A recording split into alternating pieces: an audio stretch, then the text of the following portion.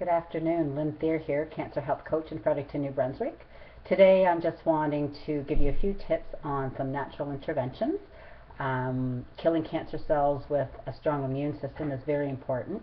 And one thing I've talked about before is keeping the body more alkaline, which is really important. So eating more fruits and vegetables, especially your greens, getting the different greens in, some spinach, some kale, collard greens and things like that. You can even add them to your smoothies, and I teach a green smoothie workshop, which is really great because it gives people an idea of how they can incorporate more greens into their life, not only for themselves, but for the kids as well. And they really seem to like that. It's important to check your pH. You can get the little pH strips locally from either Sangster's or Aura Foods, and test your pH. You can do your saliva or your urine, and you want to try to keep your pH at around 7.2, or even a little bit higher if you do have cancer. Cancer cells are non-viable at a pH of about 8. Potassium, magnesium, calcium, and cesium create alkalinity in the body. So that's one thing that you can do. So we also want to increase oxygenation in the tissues of the body. Cancer cells die in an oxygen-rich environment, so regular deep breathing, you can do that on a daily basis.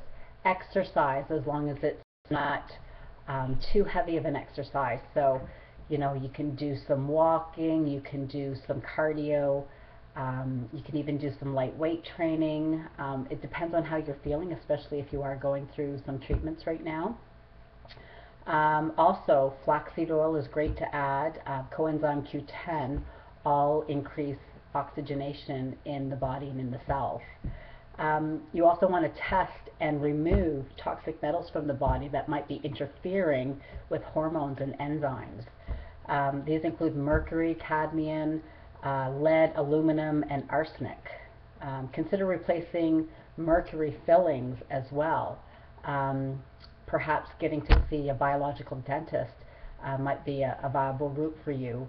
I know myself, I'm actually going to go make an appointment with a biological dentist. There is one in St. John. I think she has 2 offices, St. John and St. Stephen, and her name is Dr. McKnight. So I'm hoping to have some time with her to make sure that we get all the mercury fillings out of the teeth and get them replaced. Test and remove for any fungal growth in the body, parasites, bacteria, yeast, chronic infections, and especially if there's any infections in the mouth. Avoid sugar. Of course, we've all heard that before, especially for cancer patients, to avoid sugar, as sugar feeds your cancer cells to grow. Consuming foods with a low glycemic index, so even your fruit. The best fruits for cancer patients to eat would be some green apples, non-mold berries are lower glycemic, and they're great that you can add to smoothies and in juicing as well. You can add green apples if you're juicing vegetables. Improve the circulation and clean up the blood, decreasing its viscosity or stickiness. So there's different things that you can take. Burdock root, red clover, echinacea, and digestive enzymes help to clean the blood. Actually, flaxseed oil, B3, frankincense oil, and ligustrum help to move the blood, and also regular exercise. Rebounding is wonderful because rebounding is exercise. If you don't know, it's the little mini trampoline, and it is actually great for lymphatic drainage. So you can do some rebounding 10 to 20 minutes in the morning. You can do it at night, and that'll help with circulation, with lymphatic drainage, and oxygenating the cells of the body.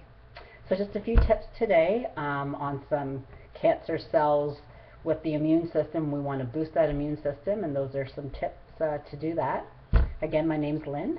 I'm in Fredericton, New Brunswick, Cancer Health Coach, and I'll talk to you soon. Have a wonderful Friday.